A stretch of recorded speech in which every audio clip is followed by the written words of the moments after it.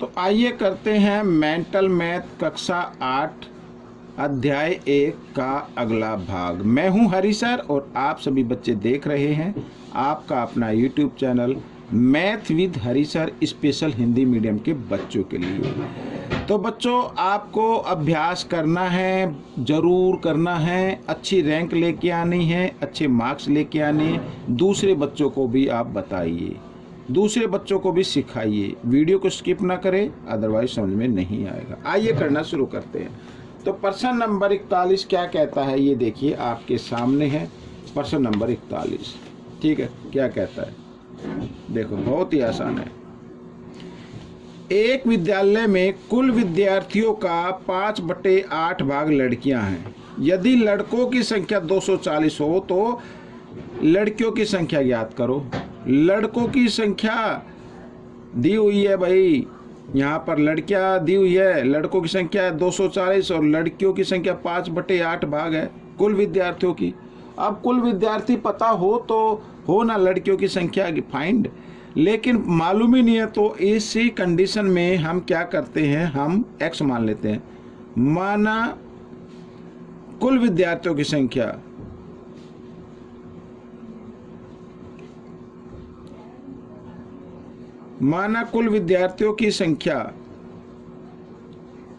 कितनी है, x मान लेते हैं। ठीक है, प्रश्नानुसार क्या है कि 5/8 भाग लड़कियां किसका, कुल विद्यार्थियों का। कुल विद्यार्थी कितने, x का के लिए गुणा का निशान 5/8 यानी 5x/8, ये इतनी लड़कियां हैं। लड़के कितने हैं, यहाँ पर लड़के भी लिख देते हैं। लड़कों की संख्या कितनी है, 240 है। ये अब करना वैसे ही जैसा प्रश्न नंबर 40 किया था आपने, बिल्कुल वैसे ही करना है बच्चों। ठीक है, यानी कि देखो प्रश्न अनुसार में लड़कियों की संख्या 5x/8 जमा लड़कों की संख्या बराबर होनी चाहिए कुल विद्यार्थियों की संख्या। ठीक है, अब क्या करना है, आगे कर लेते हैं। 5x/8, इस x को ले आना है आपको इस तरफ, बराबर के साथ इधर, तो हो जाएगा माइनस में इस तरीके से, और 240 इधर लेके आएंगे तो ये भी हो जाएगा घटा का। ठीक है ना। 8 और 1 का लघुत्तम लेना है बच्चों आपको। 8 और 1 का लघुत्तम लेंगे, 8 आ जाएगा। साथ ही क्रॉस में भी गुणा कर देना। क्रॉस में कब गुणा करना है भाई, एक तरफ कोई भी नंबर हो, अगर एक तरफ 1 है या फिर दोनों प्राइम नंबर है तब करते हैं। तो 1 को 5 के साथ गुणा किया, 1 पंजे 5x, और घटा 8 को x के साथ है, घटा 8x आ गया इधर, बराबर घटा 240। ठीक है, ऐसे। अब बच्चों ये घटा, ये जमा घटा, जमा घटा, 8 में से 5 घटाएंगे 3 आ जाएगा, ये इधर कर लेते हैं, 3x आ जाएगा, लेकिन घटा का आएगा क्योंकि बड़े नंबर के सामने घटा का निशान है, बराबर घटा 240। ठीक है, 8 इधर भाग में, इधर आकर ये गुणा में आ जाएगा। घटा से घटा का निशान काट गया, 3 से 3 कम 3, 3 अट्ठे 24, 0 की 0, तो x बराबर आ गया 8 अट्ठे 64। ठीक है, और 0, तो ये आ गया बच्चों कुल विद्यार्थियों की संख्या आ गई 640। लेकिन पूछा लड़कियों की संख्या, तो लड़कियों की संख्या कैसे निकालेंगे,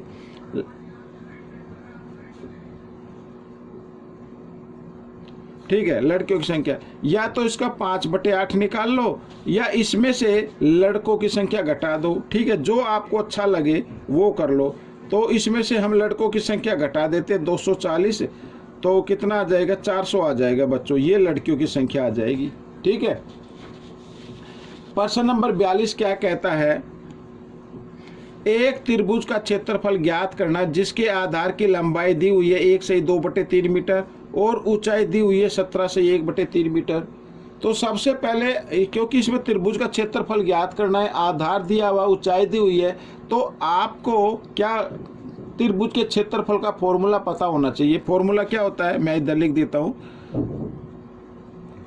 त्रिभुज का क्षेत्रफल, जब त्रिभुज का क्षेत्रफल निकालते हैं तो फॉर्मूला होता है 1/2 आधार गुणा ऊंचाई। ये याद होना चाहिए आपको, तभी आप इसको कर पाएंगे। ठीक है ना, आधार गुणा ऊंचाई। अब लिख लेते हैं त्रिभुज का क्षेत्रफल।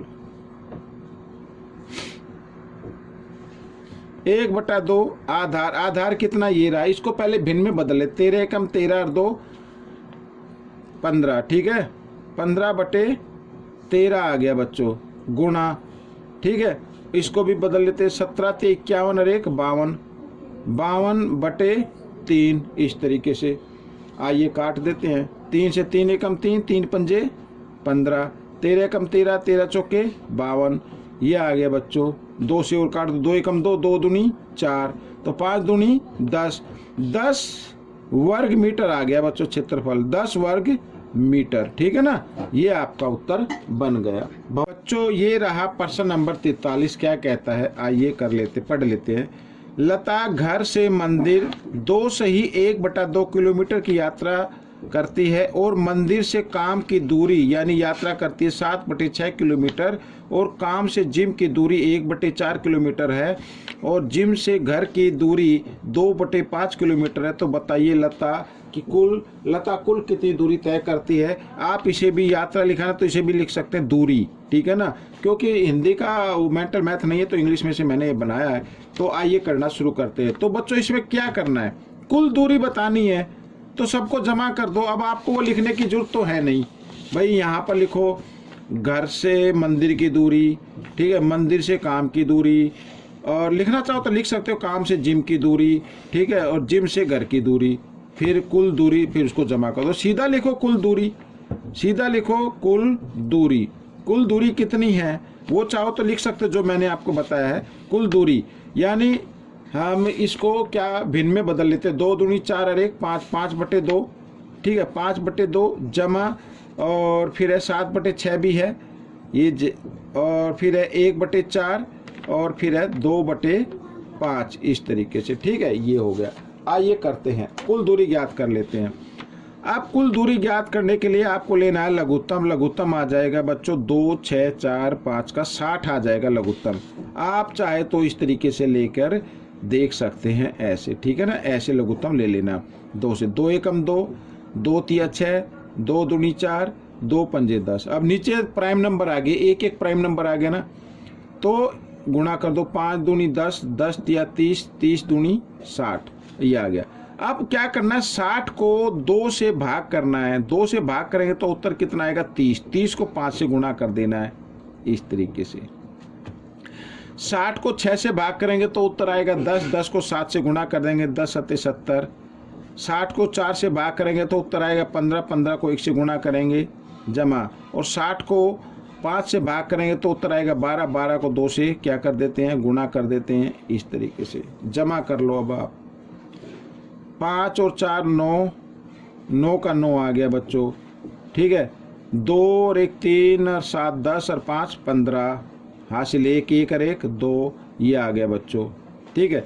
अब क्या करना है, अब 259 को आपको 60 से भाग कर देना है तो आपका उत्तर आ जाएगा, ठीक है। 60 का पहाड़ा चलेगा 4 पे तो 240 आ जाएगा, कितना आ जाएगा 240 आ गया, ठीक है। 4 पे 5 पे तो 300 हो जाए, 5 पे तो ज़्यादा हो जाएगा, ठीक है, ये आ गया। अब क्या करना है बच्चों, ठीक है, अब इसको घटा दीजिए, 9 का 9 आ गया, 1, तो उत्तर क्या आएगा आपका 4 सही 19/60, ये आपका उत्तर बनेगा बच्चों, ये आपका उत्तर आ जाएगा, ठीक है। आइए करते हैं अगला प्रश्न। प्रश्न नंबर ये रहा 44, क्या कहता है, प्रश्न नंबर 44 कहता है बच्चों कि मान लीजिए A घटा 3/7 और 4/7 का औसत है। ये मान लो ये औसत है, A क्या है औसत, ठीक है। लेकिन औसत कैसे निकालते हैं, तो दोनों संख्याओं को जमा कर देते हैं, ये जमा घटा 4/7, दोनों संख्याओं को जमा कर देते हैं, क्योंकि संख्या 2 बार लिखी है तो 2 से ही भाग कर देना है, इस तरीके से तो निकलता औसत। आइए कर लेते हैं आगे। A बराबर दोनों के हर एक जैसे, इनमें से एक हर लेंगे और अंश को हम निशान के अनुसार हल कर देंगे, घटा 3 और घटा जमा घटा 4, ठीक है, ऐसे भाग और 2 के नीचे आप 1 मान लीजिए। आइए आगे कर लेते हैं। तो घटा 3 और घटा 4 होते हैं घटा 7/7 और भाग का निशान बदलना गुणा में। जब गुणा में बदल देते तो अगले अंक का, अगले भिन्न का उल्टा कर देते, 1/2 आ जाएगा, 1 ऊपर 2 नीचे। आइए घटा 7 एकम घटा 7, 7 दूनी 14, ये आ गया बच्चों, ए का मान आ गया, ए का मान आ गया। आगे क्या कहता है, ठीक है, और बी, बी ए और घटा 3 का औसत है। बी क्या है यहाँ पर, बी अगर हम औसत माने तो किस किस का औसत है, ये ए जमा घटा 3 और बटे 7, इस इनका औसत है। औसत कैसे नहीं, जब इसको 2 से भाग करेंगे भाई, इसमें भी तो 2 नंबर है ना, 1 और 2, ठीक है। आइए करते हैं आगे। तो एक ही जगह ए का मान रखना है आपको, ए का मान घटा 7/14, ठीक है।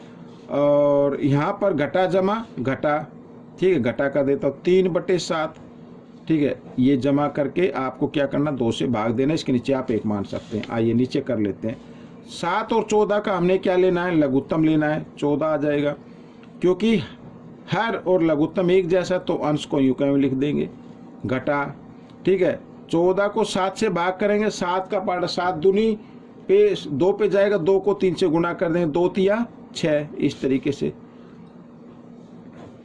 ठीक है। भाग का निशान बदल देते हैं गुणा में, और अगली संख्या का क्या कर देते हैं, उल्टा कर देते हैं ऐसे।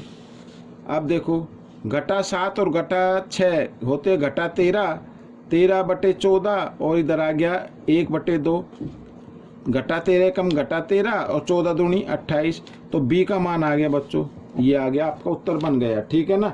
आइए करते हैं अगला प्रश्न। ये रहा आपके सामने।